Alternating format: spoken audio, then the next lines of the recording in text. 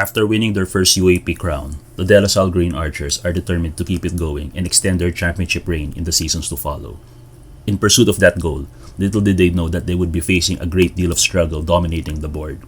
Oh, we're not talking about this kind of board. This is not about getting rebounds. It's actually this, the boardroom.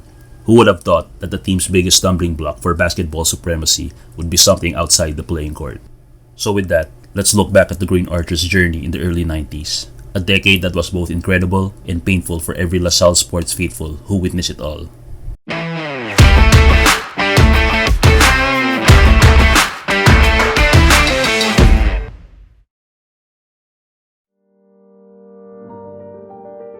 Before the 1990 season even started, LaSalle was already tagged as the team to beat. Their championship core, led by June Limpot and John Del Cardel, are back, and the team further solidified their front line with the addition of Dwight Lago and Noli Locsin.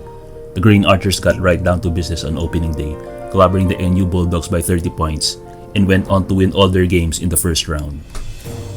However, 3 of those wins were eventually reversed, as the UAAP board ruled Locsin ineligible to play, as he allegedly has not yet completed his residency with LaSalle. The reason? He played in a 2-day tournament in Bacolod before the season. Despite the setback, LaSalle still managed to win all their elimination round games, which back then would have already been enough for them to be declared as the season champions. But instead, they would need to play it out in the finals, where they enjoy a twice-to-beat advantage for still being the top-seeded team. Standing in their way are the UE Red Warriors led by Bong Ravenna and Jolly Escobar. Fresh from an inspiring playoff win over Ateneo for the second final seat, UE was all pumped up in Game 1, stunning the Green Archers 80-71 to force a winner-take-all match for the championship. But despite suffering their first official loss of the season, the defending champions were not to be denied of a back-to-back title, a feat they have not achieved even during their days in the NCAA. They sealed the deal in Game 2, winning 78-74. Limpot was again named League MVP for the second straight year. What made the championship even more special is the team getting a sense of vindication after the board denied them of a perfect season. With the graduation of several key veterans, LaSalle stockpiled their roster with young talent such as Jason Webb and Donny Boy Espinosa as they aim for a rare three-peat championship. With Limpot, Cardel, Lago, and Locsin leading the way, the Green Archers once again topped the elimination round to advance to the finals for the 4th straight year. They would once again face FEU, the same team they beaten 2 years earlier. The Tamaraws, anchored by Johnny Abarrientos and Victor Pablo, would need to beat the Green Archers twice in the finals. On October 5, 1991, both schools battled it out in front of a capacity crowd at the Araneta Coliseum.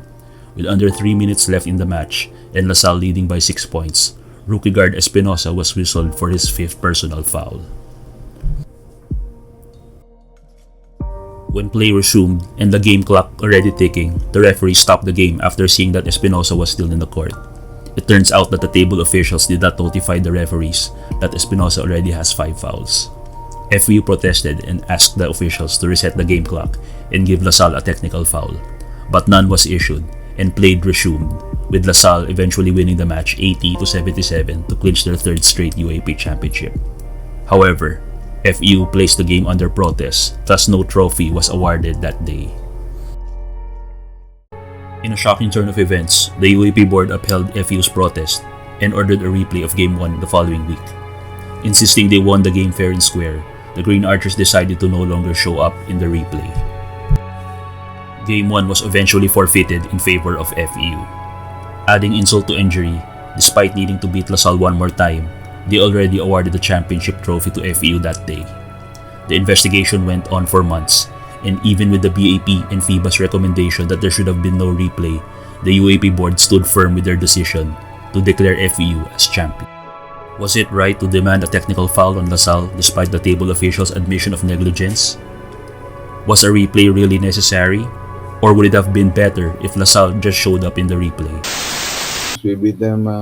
They were not able to beat us on the court. In my books, we are the champions. Now we've beaten them easily. But you just be charged with the timeout. And FE was contesting that we should be given a technical. But there's no such thing. There's no such rule as we should be given a technical. I think that is right. We want it fair and square. No, they do the same thing. Diba? But kung protesta kung alam mong talo ka, diba? We were twice to beat then. Okay? So They filed a protest. We did not show up. So why will you award this is just my point, huh? Why will you award the trophy to FEU? If you were default, di ba? Na-default tayo ng one game. So that means there's one more game. Basta sa akin, champion tayo doon. So hindi tayo tinalo noon. The board is different. Maybe they're the boardroom champions, but we are the real champions as far as basketball court is concerned. As far as the game is concerned, no. The game turned out to be Pumarin's last coaching LaSalle, as PBA rules no longer allow head coaches to handle college or amateur commercial teams. While the league records show otherwise, in our book, LaSalle was the real champion in 1991. With assistant coach Gabby Velasco taking over, the team was gunning for redemption in the 1992 season. The Green Archers finished tied with Adamson and FEU for first place after the elimination round. Adamson advanced to the finals outright, while LaSalle needed to battle the Tamaraws in a playoff. But what many expected to be a tightly contested matchup turned out to be a one-sided affair in favor of FEU. The Green Archers finished third, and Limpot, playing in his final season, bagged his third MVP award. With all key members of their championship teams now gone, LaSalle now faced the task of rebuilding, with the hopes of making it back to the top in the next few seasons.